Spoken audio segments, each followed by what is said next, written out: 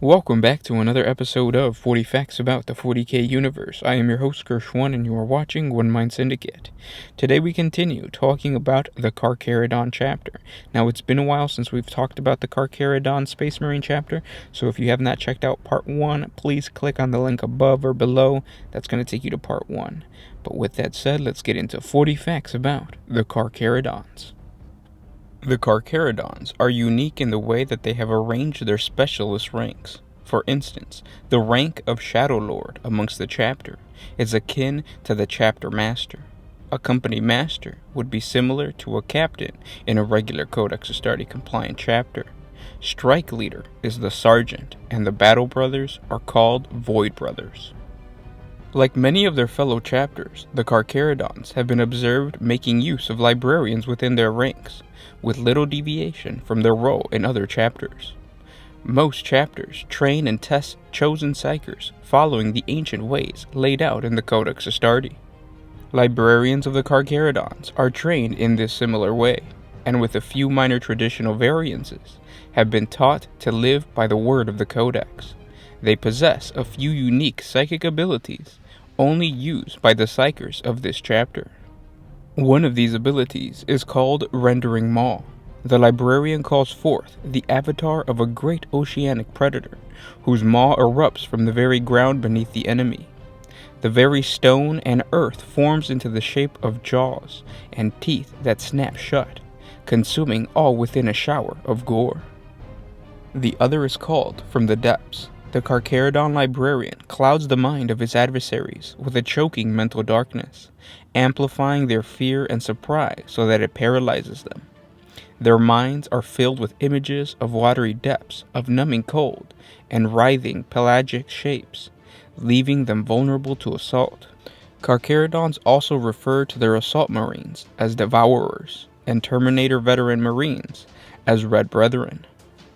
Tactically, during the Bad App War, the Carcharodons operated almost exclusively as a rapid strike force, disdaining any kind of protracted engagement whenever possible, preferring to approach their target either with extreme speed or by stealth, which allowed them to strike with an element of surprise on their side whenever possible. Those few who observe a Carcharodon assault and live would be forgiven for assuming that they were mindless berserkers, unconcerned with tactics or planning. But in fact, the Carcharodons rely on a series of tactics that at their heart are both simple and reliable. Though the Carcharodons seem both contempt and familiar with armored vehicles, the core of their tactics rely on large detachments of mobile Space Marine heavy infantry. In this way, the Carcharodons make use of the bloody prowess of their combat brethren to carry the day in battle. The Carcharodons often endeavor to be the initiators of the combat action and prefer not to fight on the defensive. Tactical operations often begin with a battle company using its integrated scout marine force and other reconnaissance units, such as the land speeder and the bike squads, to probe enemy positions and identify weak points and any target with strategic value. Once identified, the main Carcharodon force hits these points with overwhelming attacks, eschewing predatory bombardment or armored spearheads in favor of complete and overwhelming surprise. They may use drop pods, thunderhawks, or mass teleportation to make their attack.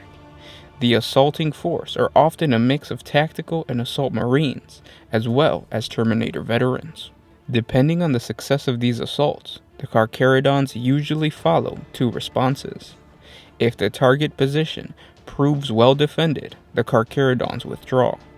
These withdrawals happen almost as quickly as the prior assault, and the Carcharodons fade from the battlefield like ghosts. They patiently reevaluate the strength of the enemy position, then launch another lightning assault at a different point they perceive to be weak. Eventually, one of these assaults succeeds, and the Carcharodons press the attack to the hilt. Once they commit fully, they dig deep into the enemy's vitals, endeavoring to do as much damage as possible, especially to vulnerable areas. At this point, the full fury of the Carcharodons is all too apparent, and little survives this stage of the assault. The Carcharodons prefer fighting at close range, either attacking with point-blank weapon fire, or in melee when they have broken through the enemy line. There is one other interesting and somewhat disturbing detail about the Carcharodon assault. Their battles are conducted in complete silence. Any commands from the chapter's leaders are transmitted over a locked and encrypted VoxNet, and the Battle Brothers abstain from using any words or sounds to friend or foe. To see such carnage enacted without a word or cry is chilling, to say the least. When undergoing boarding actions during ship-to-ship void battles, the Carcharodons are known to employ an ancient and crude but unique weapon known as an Ursus Claw. Large, barbed lances that are the size of small escort ships to their own right. Fashioned like massive harpoons, these massive lances puncture through an enemy vessel's hull, and once impaled, the immense spear becomes active, locking to their prey, ravaging inside with magnetic strength. With malicious slowness, the Carcharodon vessels can then recall their spears as the lance retracts back toward the vessel that fired them, dragging them home on massive chains. Once the doomed vessel is within reach of the Carcharodons, they then disgorge their Astartes into the bows of the impaled enemy ship. The blooding could begin in earnest. This technique was first pioneered during the Great Crusade by the barbarous and bloody-handed World Eaters Legion. In the 32nd millennium, across 100 scattered systems in the western marshes of the Segmentum Solar, Chaos Cult uprisings led by a corps of Chaos Spacemarine warbands drawn from the Iron Warriors, Night Lords, and World Eater Traitor legions brought entire planetary governments to their knees in a year of blood and anarchy. With whole sectors on the brink of collapse, events took a dramatic turn when a combined force of the Adeptus Astartes emerged from the black depths beyond the Spiral Arm and launched a sudden and overwhelming attack directly upon the uprising's command. Though many loyalist Space Marines fell in glory, the warlord of the traitorous factions were slain, and the uprising fractured into 1,000 localized rebellions, which were soon put down by local Imperial forces. Subsequent inquisitorial studies claim that these Space Marines were drawn from several chapters, including the Carcharodons, Minotaurs, Death Eagles, and the Angels of Absolution. Other evidence, however, including their estimated founding and projected deployment date, contradict these statements, consigning the entire event to conjecture. Between the years 860 and 940 of the 33rd millennium, during the darkened and bloody episode of Imperial history known as the War of the False Primarch, which plunged the Segmentum Pacificus into anarchy and is now largely lost to myth and purged from the Imperial record, the Pentarchy of Blood was convened by the High Lords of Terra to enact their judgment.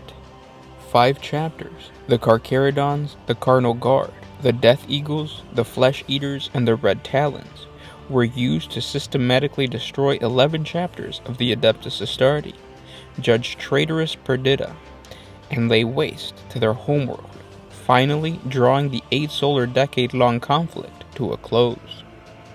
The 7th Black Crusade was one of the Black Crusades led by the infamous Chaos Champion Abaddon the Despoiler and his Black Legion, launched out of the Eye of Terror in the year 811 of the 37th millennium, when the Blood Angel Space Marine chapter battled against the chaotic hordes of the world of Median.